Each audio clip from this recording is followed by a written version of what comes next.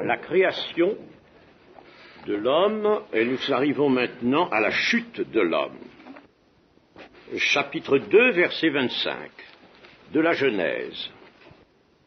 Bon, nous lirons d'abord ce verset qui est un peu isolé. Nous n'avons pas lu à la fin de l'étude précédente. Lisons-le isolément. L'homme et sa femme étaient tous deux nus et ils n'en avaient point honte. Et puis alors, quand la chute sera consommée, au verset 7 du chapitre 3, nous aurons les yeux de l'un et de l'autre s'ouvrir, ils connurent qu'ils étaient nus, et ayant cousu des feuilles de figuier, ils s'en firent des ceintures. On en a dit des sottises là-dessus. Elles sont monstrueuses. Et bien entendu, on déforme la parole de Dieu. D'abord, on ne tient pas compte du fait, je le rappelle souvent, que cette parole est rédigée de façon très très concise. Il faut savoir cela, c'est important de tenir compte toujours de cela. Alors, que signifie cette affirmation qui nous est donnée par le verset 25 du chapitre 2? L'homme et la femme étaient tous deux nus, ils n'en avaient point honte. Eh bien, la nudité est une chose qui résulte ici de la volonté de Dieu, bien sûr. Dieu les a créés ainsi, et à cette nudité n'est pas attachée la honte avant la chute. Il n'en avait point honte. Il n'y a pas de honte. Et la honte viendra s'attacher à la nudité ultérieurement. Alors, pour comprendre un peu cela, il faut savoir que dans l'Écriture, la honte et la nudité, en effet, vont ensemble. La nudité provoque la honte. Je vous citerai rapidement quelques versets, par exemple dans Michée, « Passe, habitante de Shaphir, dans la nudité et la honte ». Et puis dans Nahum, le prophète Nahum, « Voici, j'en veux à toi, dit l'Éternel des armées, je relèverai tes pans jusque sur ton visage, je montrerai ta nudité aux nations et ta honte au royaume. » Il s'agit ici de la ville de Ninive, qui est personnifiée. Mais vous voyez toujours la même chose, la nudité correspond à une honte. Bien sûr, nous sommes après la chute. Dans l'Apocalypse, au chapitre 3, la dernière lettre adressée à Laodicée, le Seigneur Jésus dit « Je te conseille d'acheter de moi des vêtements blancs, afin que tu sois vêtu et que la honte de ta nudité ne paraisse pas. » Donc, dans tout le cours de la révélation, il y a là quelque chose de constant. La nudité doit être cachée, vêtue, car si elle est découverte, il y a honte. Et quand le Seigneur Jésus, évidemment, parle de vêtements blancs à une église, afin qu'elle soit vêtue et que la honte de sa nudité ne paraisse pas, il s'agit là d'un langage, évidemment, spirituel. Mais il est emprunté, ce langage, à quelque chose de plus physique, de physique même. Avant la chute, Adam et Ève, donc, sont nus, nous dit notre texte, et ils n'ont point honte. Et pourquoi cela? Eh bien, ils sont dans l'état où Dieu les a faits. Rien n'a encore modifié cet état. Voilà la raison essentielle. Quand on est dans l'état où Dieu vous a placé, et pensons à nous aujourd'hui, quand on est dans l'état où Dieu nous met, il ne peut pas y avoir de honte. Il n'y a pas de honte, par exemple, à témoigner du Seigneur Jésus, il n'y a pas de honte à parler de l'Évangile, vous voyez, parce que cela est selon la volonté de Dieu. La nudité d'Adam et Ève était-elle la même que celle qu'ils constatent eux-mêmes après la chute? Ah, alors voilà, est-ce que c'était la même nudité? Est-ce qu'ils étaient nus de la même manière? Eh bien non, justement, non. Lisons le psaume 8. Qu'est-ce que l'homme pour que tu te souviennes de lui, et le Fils de l'homme pour que tu prennes garde à lui?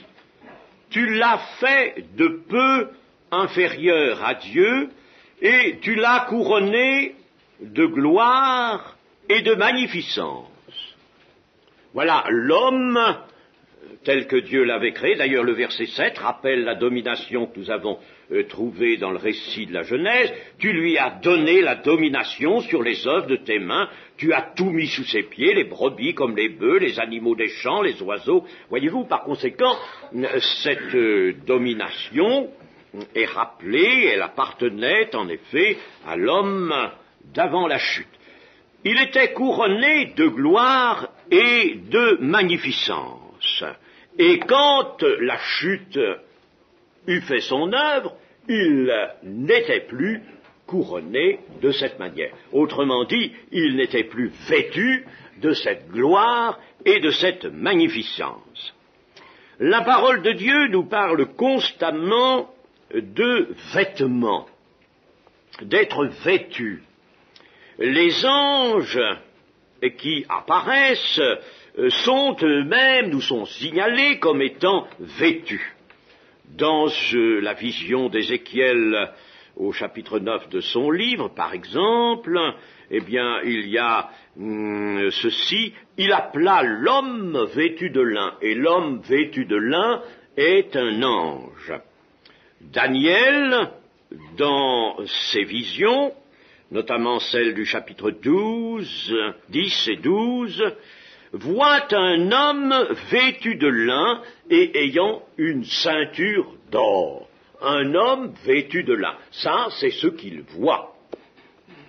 Et bien entendu, le récit biblique nous dit ce que le prophète voit, ce qu'il est donné au prophète de voir. Il s'agit là d'anges. Dans Ézéchiel, on peut se reporter à Ézéchiel, au chapitre 16 d'Ézéchiel. Dans ce chapitre, il y a une adresse à Jérusalem qui est vue sous l'emblème d'une femme. Et alors, au verset 13 de ce chapitre, nous lisons « Ainsi tu fus paré d'or et d'argent, et tu fus vêtu de fin lin, de soie et d'étoffe brodée. » Je ne continue pas, ce n'est pas la peine. Tu fus donc paré d'or et d'argent, et tu fus vêtu de fin lin, de soie et d'étoffe brodée. Au moment de la résurrection, les femmes qui allèrent au sépulcre virent à l'intérieur un jeune homme, nous dit Marc, oui, un jeune homme assis à droite dans le sépulcre, vêtu d'une robe blanche. Et ces femmes furent épouvantées. Dans l'évangile de Jean, au chapitre 20 et au verset 12, il y a mention de deux anges vêtus de blanc. Chez Corneille, dans le livre des Actes, au chapitre 10, apparaît soudain un homme vêtu d'un habit éclatant. Et c'est un ange, lui aussi. À l'épouse, c'est-à-dire à l'Église, dans le chapitre 19 de l'Apocalypse, il a été donné de se revêtir d'un fin lin éclatant et pur, et ce fin lin, ce sont les œuvres justes des saints. Ainsi, nous tirons de ces quelques passages de l'Écriture que dans l'état de sainteté, l'homme et la femme étaient nus, mais ils ne pouvaient pas en avoir honte, car ils étaient revêtus de la gloire de Dieu. Ils avaient des vêtements de gloire, des vêtements de lumière, qui, étant également ceux de l'âme, étaient aussi ceux du corps. Lorsque l'âme est vêtue de gloire, le corps ne peut pas être nu et vice-versa. Ils étaient couronnés de magnificence. Et bien entendu, leur nudité telle qu'elle apparaît ensuite n'était pas chose en somme visible, chose qui pouvait être remarquée, pas du tout. Ils étaient, il faut se les représenter comme ces anges vêtus de blanc. Ils étaient ainsi. Voilà, n'est-ce pas, ce qu'il faut comprendre de nos textes et non pas abonder dans toutes les sottises qui ont été écrites ou dites à ce sujet. C'était quelque chose donc de magnifique. L'homme était de peu inférieur à Dieu, nous a dit le psaume 8. Et si Dieu nous présente ces anges vêtus, il est évident qu'avant de paraître sur la terre, les anges ne sont pas passés chez le fripier du coin, n'est-ce pas, pour acheter une robe blanche. Ils ont un vêtement éclatant. Nous n'allons pas entrer dans le secret de ces choses, ça nous dépasse, mais ils sont vêtus. Lorsqu'on est dans l'état où Dieu nous place, et disons dans l'état de sainteté, on ne peut être que vêtu. Et quand on est dans un autre état, dans un état que Dieu n'a pas voulu, donc dans un état qui procède du mal, du péché, on est nu et il y a une honte, et c'est pourquoi le corps doit être vêtu. Et c'est pourquoi maintenant encore, cette prescription du vêtement que nous trouvons dans la Genèse, après la chute, cette prescription demeure. Et aujourd'hui, lorsque les hommes retirent leurs vêtements, se défont de leurs vêtements et montrent leur nudité, ils provoquent Dieu. Nous arrivons maintenant au chapitre 3. Alors nous allons lire les 6 premiers versets. Le serpent était le plus rusé de tous les animaux des champs que l'Éternel Dieu avait fait. Il dit à la femme, « Dieu a-t-il réellement dit, vous ne mangerez pas de tous les arbres du jardin ?» La femme répondit au serpent, « Nous mangeons du fruit des arbres du jardin. Mais quant au fruit de l'arbre qui est au milieu du jardin, Dieu a dit, vous n'en mangerez point et vous n'y toucherez point, de peur que vous ne mourriez. Alors le serpent dit à la femme, vous ne mourrez point, mais Dieu sait que le jour où vous en mangerez, vos yeux s'ouvriront et que vous serez comme des dieux, connaissant le bien et le mal. La femme vit que l'arbre était bon à manger et agréable à la vue, et qu'il était précieux pour ouvrir l'intelligence. Elle prit de son fruit et en mangea. Elle en donna aussi à son mari qui était auprès d'elle, et il en mangea. Voyons d'abord ce personnage qui intervient là, le serpent. Le serpent était le plus rusé de tous les animaux des champs que l'Éternel avait fait. Le serpent est donc un des animaux des champs, et en tant qu'animal, il existe, il peut être présent dans le jardin, il est là dans le jardin, mais disons tout de suite, nous le verrons plus tard, qu'il était tout différent de celui que nous connaissons actuellement. Il nous est dit simplement de lui ici qu'il était le plus rusé des animaux des champs. Les termes hébreux qui sont employés là, le terme hébreu employé en quelque sorte pourrait bien se traduire par « il était le plus avisé ».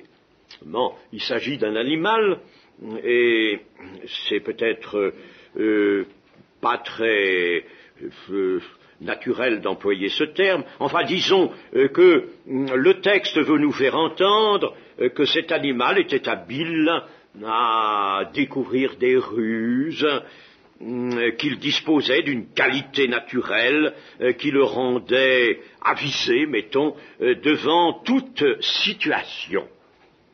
Et cette qualité le rendait apte à servir d'instrument à l'ennemi. L'ennemi a choisi dans toute la création de Dieu, il a choisi l'animal par le moyen duquel il allait pouvoir plus facilement approcher l'homme ou la femme et se manifester.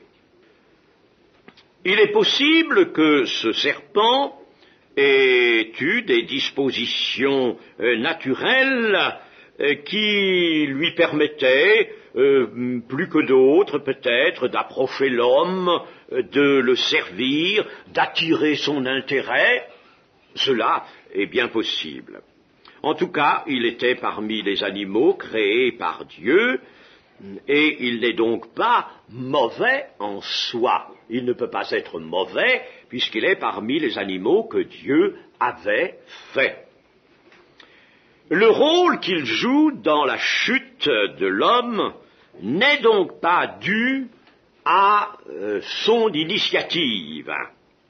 Il n'aurait pas pu prendre une telle initiative, il n'avait pas non plus la force de faire cela, ce n'est pas lui-même qui fait cela. Il va servir d'instrument à un esprit intelligent et mauvais.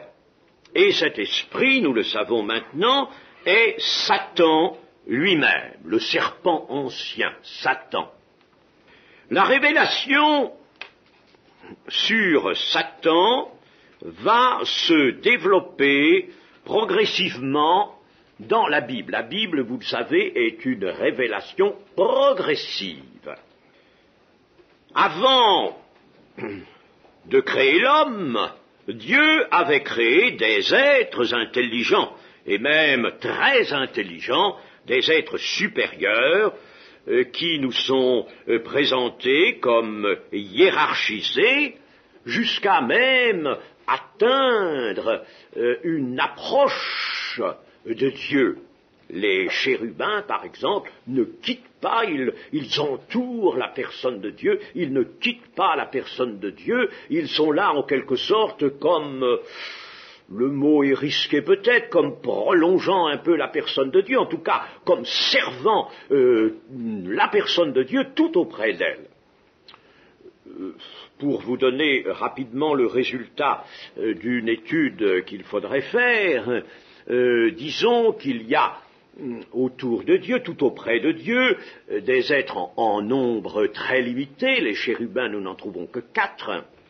Les séraphins, nous n'en trouvons que 24. Il ne s'agit pas de vieillards, il s'agit d'anciens. Et les 24 anciens sont les créatures les plus anciennes, et ce ne sont pas des hommes. C'est une erreur de voir qu'il y a là des hommes, je pourrais vous le démontrer dans le texte, enfin ce n'est pas l'objet de notre propos maintenant. Et les chérubins sont chargés de tout ce qui touche les manifestations de la justice de Dieu. Et les séraphins sont chargés, eux, de tout ce qui touche l'amour de Dieu. Vous savez, en somme, que Dieu peut être défini, et il faut qu'il soit d'ailleurs vu tout d'abord et essentiellement comme cela. Dieu justice, Dieu amour. La justice de Dieu et l'amour. Ce sont les deux grands aspects, plutôt que caractères, deux grands aspects sous lesquels nous avons à regarder le Dieu, le Père de notre Seigneur Jésus-Christ, le Dieu souverain.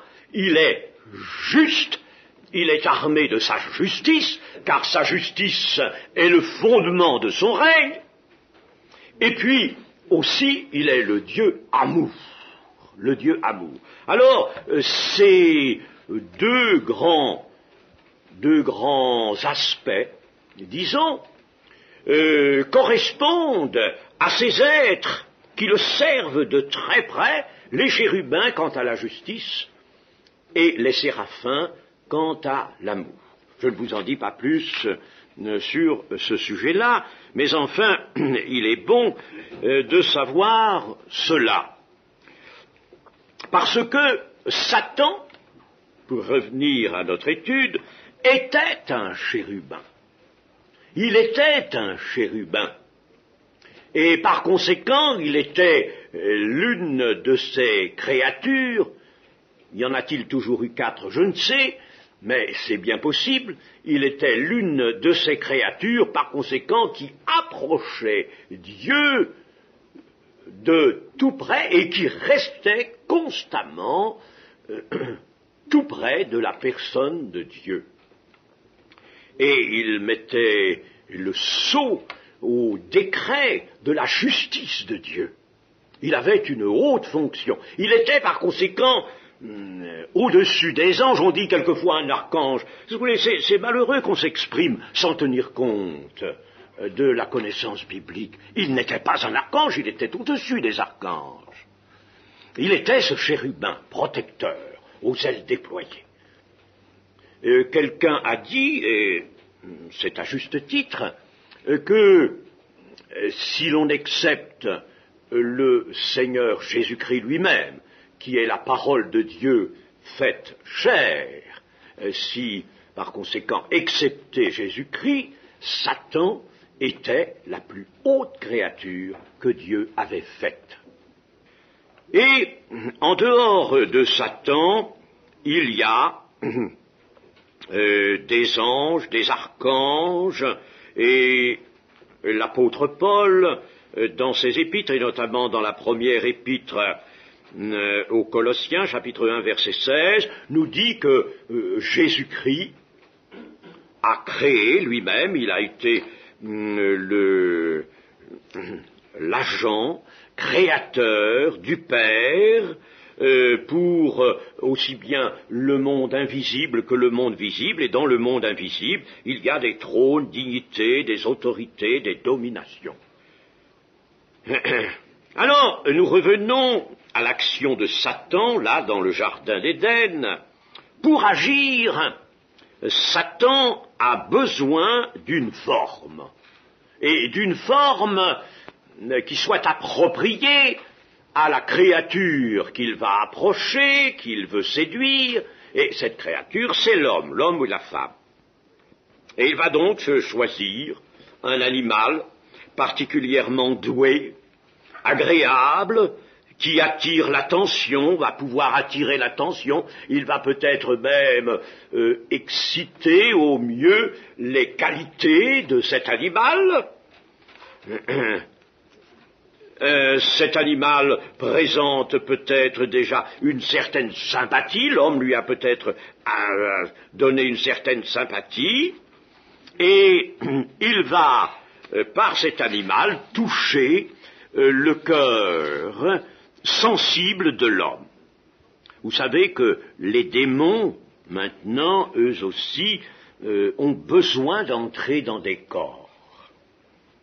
Or, voici que ce serpent entre dans le jardin d'Éden et s'approche d'Ève, la femme, et il se met à parler. C'est une chose étrange, une chose qui aurait dû, dès l'abord, être un avertissement pour Ève. que Satan s'exprime par le moyen du serpent, ou qu'il, je ne sais pas comment ça s'est fait, ça bien sûr il y a un mystère, mais les possibilités que Satan conserve maintenant sont très grandes, bien entendu. Rappelons-nous que Satan va parler à Jésus dans le désert où il va le tenter. Il parle, il s'exprime là aussi. D'ailleurs, il y a une certaine corrélation à faire entre l'incursion de Satan dans le jardin d'Éden, qui vient vers Ève et Adam, et puis la tentation du désert, tentation dont Jésus est l'objet. Et le serpent dit à la femme, il choisit la femme en raison de sa sensibilité. Il n'y a pas de doute que Satan soit un fin psychologue. Bien d'autres observations pourraient nous amener à cette constatation. Il est très fin psychologue. Soyez tranquilles, chers amis, que si jamais vous lui livrez accès dans votre cœur, dans votre vie, dans votre foyer, dans votre maison, il choisira l'entrée la meilleure. Il saura trouver le point faible. Il saura passer là où il y a la moindre résistance, ou là où il y a une faille, une entrée.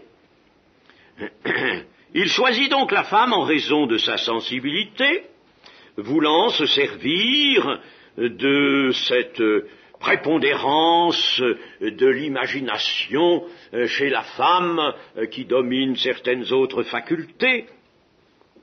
Et le serpent est certain de pouvoir mieux éveiller chez elle la pensée par laquelle il va la séduire.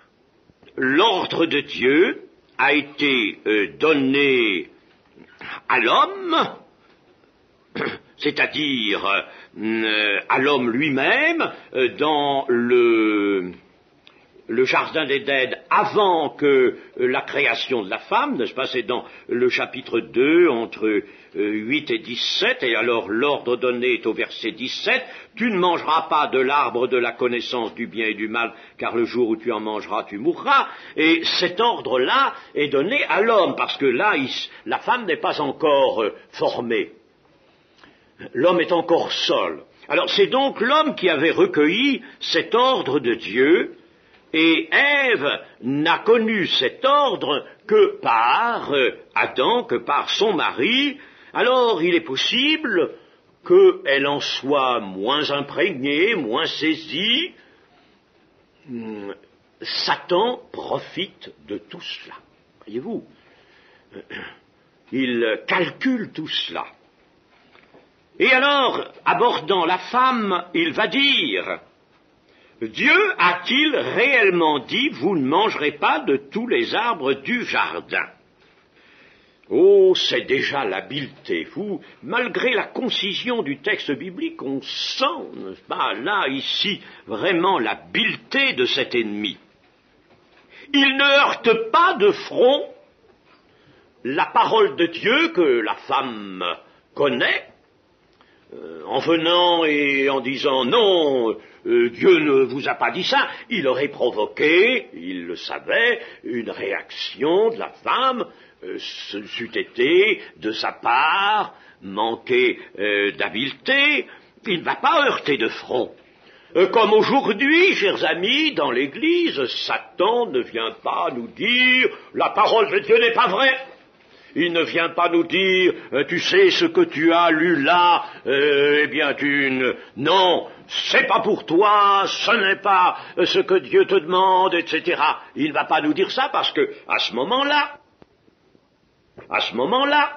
nous dirions, non, ce que la parole de Dieu me dit, je le garde. Mais Satan va venir avec beaucoup plus d'habileté et il va venir avec des insinuations progressives, douces. Il va trouver le joint et pénétrer par le joint et obtenir le même résultat. Je vous ai déjà parlé de cette petite parabole imaginée aujourd'hui, elle n'est pas dans la Bible, de la grenouille que l'on met dans l'eau. Je n'y reviendrai pas.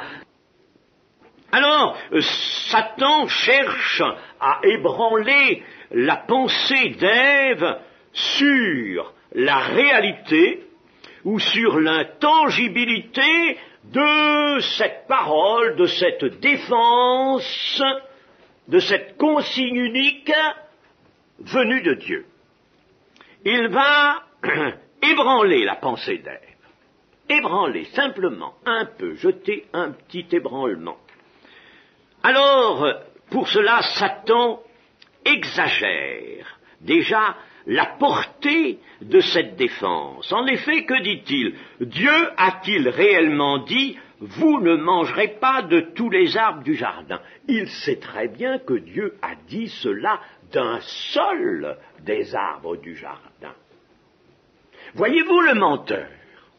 Voyez-vous l'esprit dans cette habileté, le malin comme il est appelé? Voyez-vous le malin? Ainsi Satan cherche à former dans le cœur d'Ève un sentiment différent de celui qui résultait de la parole de Dieu. La parole de Dieu fait naître dans notre cœur un sentiment. Dans notre cœur, disons, elle fait naître une pensée qui est une pensée de bien, à laquelle nous devons nous attacher, à laquelle nous allons accorder obéissance et soumission. La parole de Dieu, n'est-ce pas? Et pour notre cœur, elle fait naître donc une pensée, un sentiment. Eh bien alors Satan s'attaque à ce sentiment et il essaie d'amener un autre sentiment. Par une parole habile, différente, amener un autre sentiment. Changer le sentiment qu'a produit la parole de Dieu. Modifier la pensée du cœur, là est la première action de Satan. Et la femme répondit, verset 2, au serpent, nous mangeons du fruit des arbres du jardin. Mais quant au fruit de l'arbre qui est au milieu du jardin, Dieu a dit, vous n'en mangerez point et vous n'y toucherez point, de peur que vous ne mouriez. Ève rétablit une part, je dis bien, une part de l'exactitude de la parole de Dieu. Une part de l'exactitude, mais pas toute l'exactitude. Elle ajoute, d'un côté, elle ajoute, vous n'y toucherez point. Le Seigneur n'a pas dit cela. Le Seigneur a dit, tu ne mangeras pas de l'arbre de la connaissance du bien et du mal, car le jour où tu en mangeras, tu mourras. Il n'a pas dit, vous n'y toucherez pas. C'est déjà quelque chose d'autre. N'y toucherez pas, vous ne vous avancerez pas même pour le considérer, pour le regarder. Le Seigneur n'a pas dit ça. Il a dit, le jour où tu en mangeras, tu mourras. Alors elle ajoute cela. Vous n'y toucherez point. De plus, au lieu de dire « le jour où tu en mangeras, tu mourras », que dit-elle? Elle dit « de peur que vous ne mourriez », ce qui est tout différent, ce qui évoque une possibilité de mourir, un risque peut-être de mourir, mais non pas un verdict, non pas une certitude. Le jour où tu en mangeras, tu mourras. De peur que vous ne mouriez. Il pourrait arriver que vous ne mouriez. Vous voyez comme elle-même se prête à la séduction de Satan. Oh, comme elle se prête. Et dire que un chrétien séduit fait encore comme ça. Il se prête à la séduction de l'ennemi. Au verset 4, alors le serpent dit à la femme, vous ne mourrez point. Là, il a gagné. Le serpent se réalise bien qu'il a tout gagné. Quand, vous savez, on a trouvé une fissure dans une souche de bois, on y met un coin, avec un marteau on frappe, et le bois éclate, le bois cède. Et voilà ce que fait Satan. Il a fait là une ouverture, et alors il fait tout éclater. Cette fois-ci, vous ne mourrez point. Il est catégorique. Et la parole du serpent, ensuite, va se faire mensongère et blasphématoire. Cette fois-ci, il a gagné. Il est entré dans la place. Et la place, c'est le cœur de la femme. Il est là. Alors il accuse Dieu de mensonge, de calcul jaloux. Il lui prête une méfiance à l'égard de l'homme et de la femme. C'est, prétend-il, pour ne pas avoir de, c'est prétend Satan, pour ne pas avoir de rivaux, que Dieu prive l'homme et la femme de ce fruit. Le serpent utilise le vrai et le faux. Il est vrai que si l'homme et la femme, on le voit par la suite, consomment le fruit de l'arbre de la connaissance du bien et du mal, ils vont devenir comme l'un de nous. C'est l'Éternel Dieu qui le dit dans le chapitre 3 et au verset 22. L'homme est devenu comme l'un de nous pour la connaissance du bien et du mal. Pour la connaissance du bien et du mal. Alors, voyez, ça c'est toujours ce que fait Satan. Il utilise le vrai et le faux. Comme c'est triste, chers amis, que nous ne soyons pas véritablement attachés à la parole de Dieu telle qu'elle est, dans tout son éclat, dans toute sa vérité, et que souvent nous nous prêtions à des interprétations, à des vues différentes, et alors peut-être même à des choses qui s'ajoutent, à des prétendues expériences qu'on nous dit avoir été faites à droite et à gauche. Je lis assez souvent dans divers organes des expériences qui ne sont pas dans l'analogie de la foi. Et où cela peut-il conduire? Où cela peut-il aller?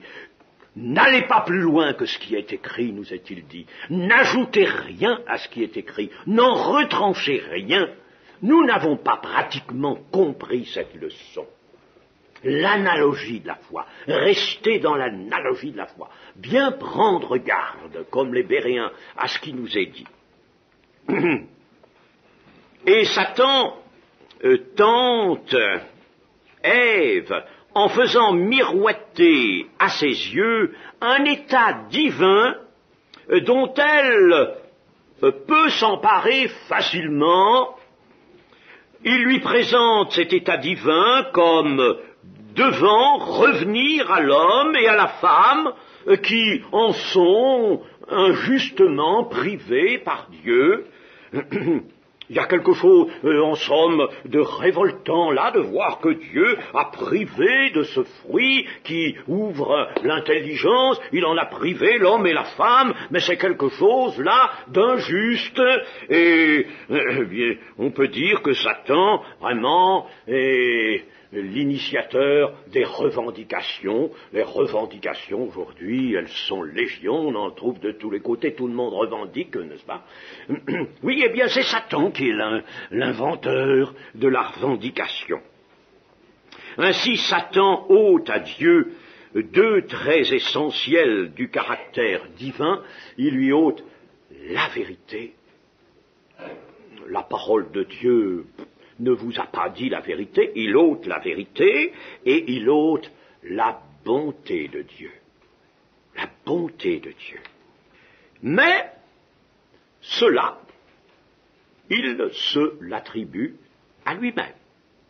Il se l'attribue à lui-même. Vérité, c'est lui qui la détient. Sa parole, à lui, c'est elle qui est la vérité. Quant à la bonté, il est venu vers l'homme et la femme pour leur montrer qu'ils étaient frustrés. Ils sont frustrés d'une intelligence à laquelle ils peuvent légitimement prétendre. Alors vous voyez comme il est la vérité, vous voyez comme il est la bonté, lui Satan, et il ôte cela à Dieu. Mes amis, rien n'a changé aujourd'hui dans l'action de l'ennemi. Rien n'a changé. Il est toujours cela. Par la parole de Satan, la conscience d'Ève commence à s'obscurcir. Et voilà ce qui ne manque pas de se produire. Oh, le Seigneur Jésus nous a bien prévenus. Si un œil est en bon état, tout le corps est éclairé. Si le cœur est en bon état, si le cœur reçoit la lumière, tout l'être intérieur est éclairé. Mais si l'œil est en mauvais état, c'est-à-dire si le cœur est en mauvais état, et le cœur sera en mauvais état parce qu'il a laissé entrer le mal, la maladie en lui, alors si le cœur est en mauvais état, tout l'intérieur sera plongé dans les ténèbres. Les ténèbres vont envahir l'intérieur. Si l'œil est en mauvais état, même le Seigneur dit, combien grandes seront les ténèbres? Combien grandes seront les ténèbres? Il faut réfléchir à toutes ces choses, mes amis, c'est excessivement grave. Vous savez, nous ne sommes pas, il ne faut pas jouer avec les puissances adverses. Nous n'avons pas non plus à trembler, mais il faut leur résister. Nous pouvons même chasser Satan loin de nous, non pas en lui disant seulement arrière de moi Satan, mais pas ça. Vous pouvez lui dire quelquefois arrière de moi Satan, puis il s'approche quand même. Mais c'est par les armes spirituelles. Par les armes spirituelles que nous pouvons l'éloigner et éviter ses ruses. Par la parole de Satan, donc, la conscience d'Ève s'obscurcit. Elle a écouté cette parole, elle a accueilli cette parole. Et cette parole du serpent fait consister l'état divin dans une connaissance. Vous serez comme des dieux parce que vous connaîtrez. Il fait consister donc la possession de l'état divin dans une connaissance et non plus dans la sainteté, mes amis. Non plus dans la sainteté. Or, c'est la sainteté qui doit conduire à la connaissance. Il n'y a pas de connaissance sans sainteté. Il n'y en a pas. Ceux qui n'ont pas, qui ne veulent pas la sainteté, n'auront pas de vraie connaissance. La vérité ne pourra pas, lui, briller en eux s'ils ne veulent pas être revêtus de sainteté. Et alors, la femme vit, nous dit le verset 6, la femme vit que l'arbre était bon à manger et agréable à la vue, et qu'il était précieux pour ouvrir l'intelligence. La foi d'Ève a complètement vacillé ici. Le doute est venu altérer en elle la parole de Dieu. Donc la foi en Dieu a vacillé, si bien que son cœur s'ouvre de plus en plus à l'action de la séduction. Son cœur s'ouvre parce que la foi en la parole de Dieu, en Dieu, n'y est plus. La foi en Dieu a été attaquée, altérée, et nécessairement la séduction a accès. Chers amis, pensons à cela pour nous. Elle vit que l'arbre était bon à manger et agréable à la vue. Comment peut-elle voir ça? Elle n'a pas encore goûté le fruit, comment peut-elle voir cela? Vous savez, quand on est séduit, eh bien, on se trouve armé d'une vue nouvelle, l'illusion, une vue d'illusion, une vue qui nous est communiquée par l'ennemi, et alors on voit des avantages, on voit un intérêt, on va même habiller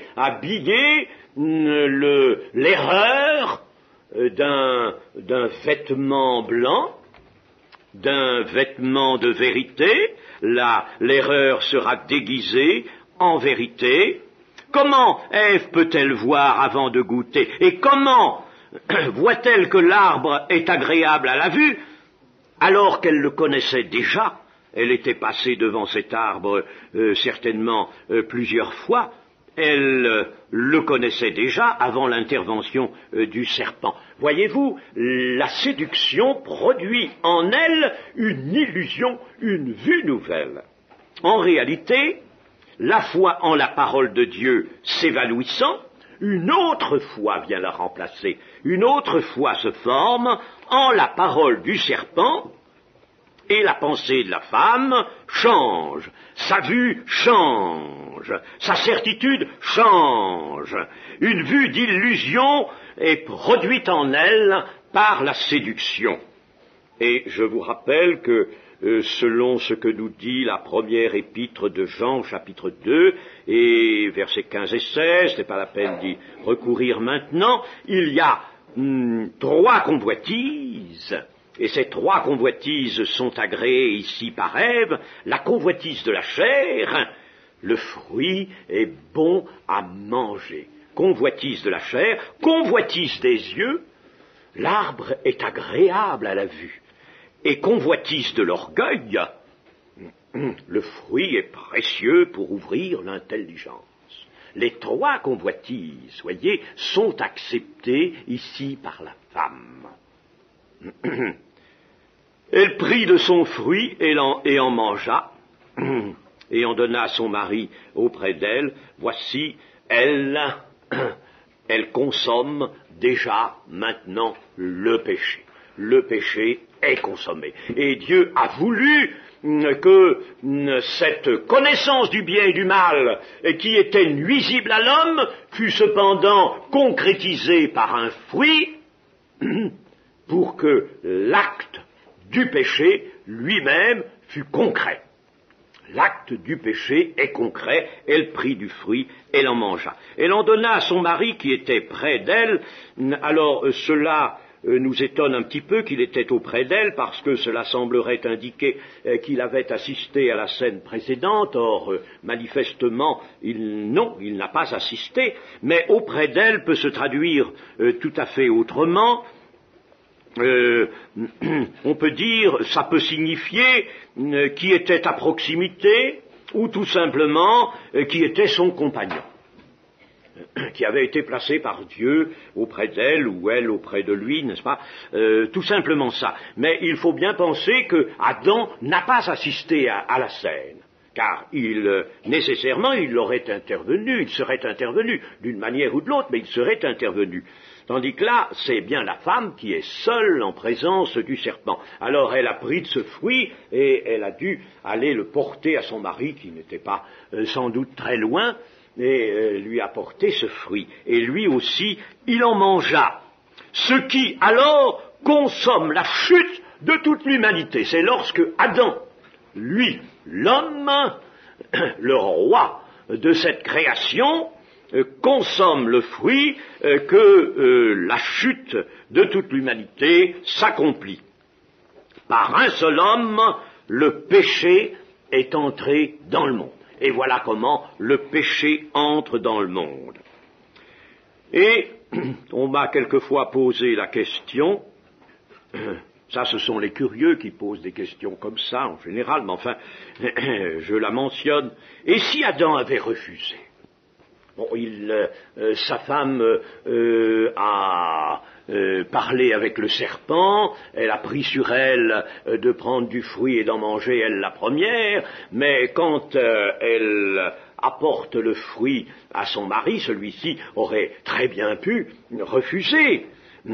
S'il avait refusé, s'il était demeuré ferme, que serait-il arrivé? Eh bien, on ne peut pas répondre à de telles questions.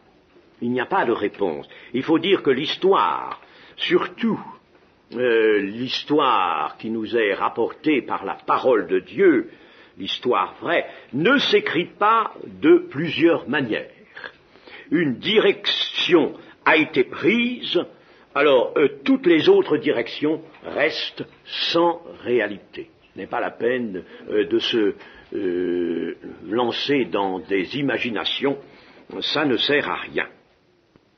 Nous allons résumer les fautes que Ève a commises. Il y en a 4.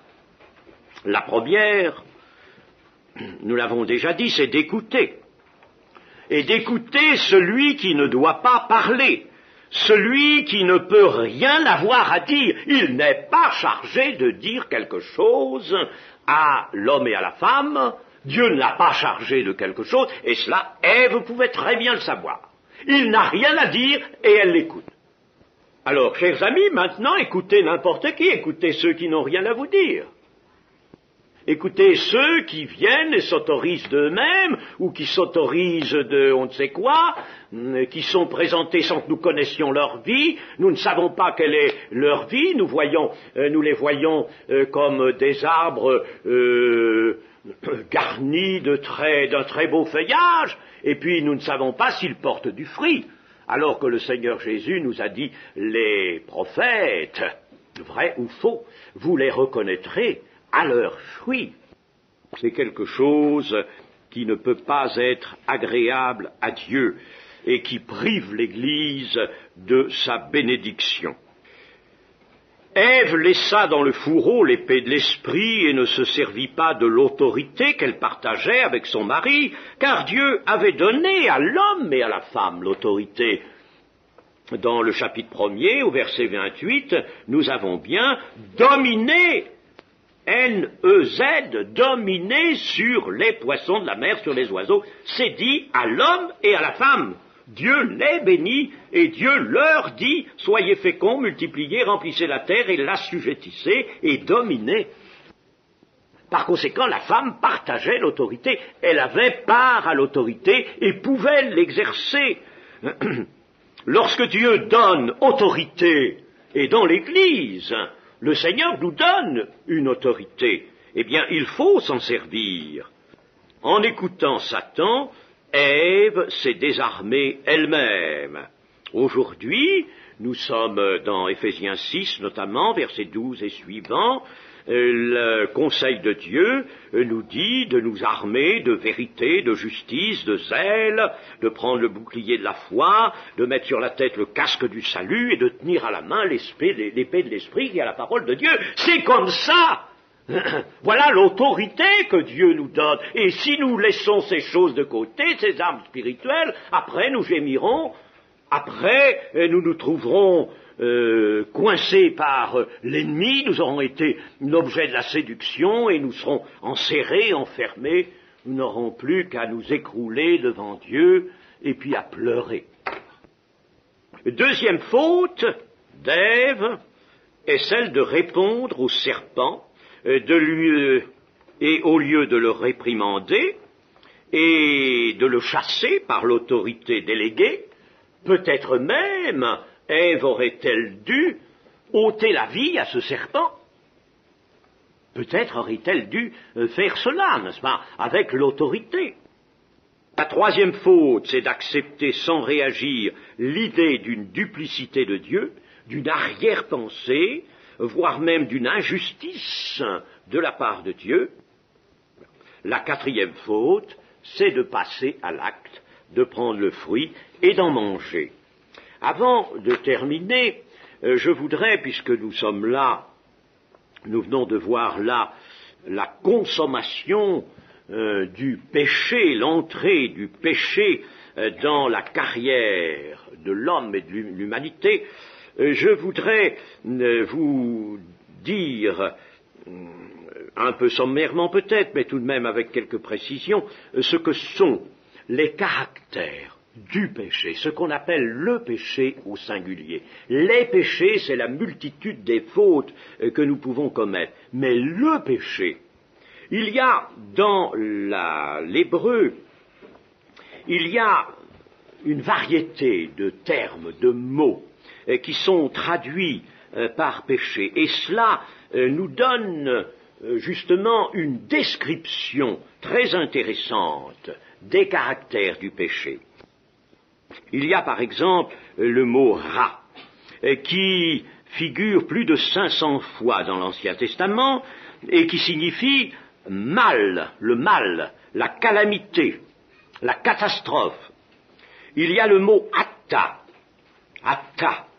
qui figure plus de 200 fois. Nous le trouvons par exemple dans Genèse, chapitre 4 et verset 7. Certainement, si tu agis bien, tu relèveras ton visage, et si tu agis mal, le péché se couche à la porte, et ses désirs se portent vers toi. Alors ici, c'est hatta. Et ce mot signifie manquer le but. Manquer le but. Il y a aussi le verbe avon, qui figure aussi plus de 200 fois, et qui signifie tordre la ligne droite. Ensuite, le mot shegaga, qui signifie erreur profonde. Le mot pécha, environ 100 fois, qui signifie rébellion. Rébellion, et c'est pourquoi l'apôtre Paul, dans le chapitre 2 des Éphésiens, dira « Nous étions autrefois, nous aussi, des fils de rébellion ». Il y a le mot « recha » qui signifie perdu, déréglé, le mot « mahal », infidélité, passer outre, le mot « havel », perversion, etc. Il y en a d'autres. Ce qui nous permet de dire ceci, le péché est un drame, une calamité, une catastrophe, est un drame. Il prive l'homme du but de sa vie, c'est un but manqué. Il prive l'homme du but de sa vie et de son bonheur dans une étroite relation avec Dieu. Il est une torsion, une déformation contractée, une destruction de la nature première de l'homme. La nature de l'homme est atteinte. Il est une chute du haut de la vie véritable vers le gouffre de la mort. Il est la plus tragique des erreurs et des aveuglements. Il est générateur d'un mal intérieur qui ne fera que se développer. Vous savez que le Seigneur Jésus nous dit qu'à la fin des temps, l'amour se sera refroidi et l'iniquité s'accroîtra. L'iniquité s'accroîtra. Et le mal, le péché, est ainsi, il s'amplifie toujours et il gagne tout. Et si Dieu laissait la terre aller, le péché amènerait la terre au néant, tout à la destruction entière, complète. D'ailleurs, vous voyez que la destruction est déjà tout près de nous, puisque nous rappelions que tous ces engins à tête nucléaire, toutes ces bombes atomiques qui sont stockées là un peu partout sur la Terre, suffiraient amplement à détruire ce monde. En attendant, la société humaine vacille, chavire, son péché pèse sur elle, pèse toujours de plus en plus sur elle. Mes amis, vous voyez combien il est nécessaire, indispensable, que nous ayons ces notions, que nous soyons instruits de cela. Si le péché est une peccadille, alors le salut que nous obtenons en Jésus-Christ n'est pas grand-chose. Mais si véritablement le péché est ce que nous avons dit, et si c'est un mal qui nous précipite dans le gouffre affreux de la mort, de l'enfer, alors véritablement le salut qui nous a été accordé en Jésus-Christ est une chose merveilleuse. Amen.